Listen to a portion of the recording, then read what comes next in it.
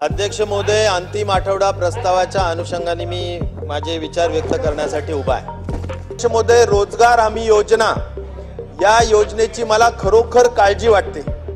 एक तर अध्यक्ष महोदय, या योजनेच्या माध्यमातून शेकडो हजारो कोटी रुपयाचे अध्यक्ष महोदय काम मंजूर करण्यात आले। मला असं जबाबदारीने सांगायचं अध्यक्ष महोदय, पाणंद रस्ते मंजूर आहेत, काही गावातली ग्रामविकासाची कामं अध्यक्ष महोदय मंजूर केलेली आहेत, अनेक गोष्टी आहेत, परंतु अध्यक्ष महोदय पैसे आहेत का?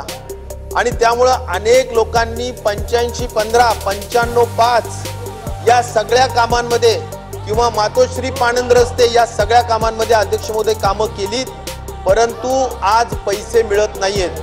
कुशलचे जे काही निधी आहे अध्यक्ष महोदय, ते सुद्धा चेहरे बघून दिले जातात, यामध्ये सुद्धा पारदर्शकता नाही। हे मला या ठिकाणी मुख्यमंत्री महोदय आपल्याला सुद्धा मला या ठिकाणी नमूद करायचंय।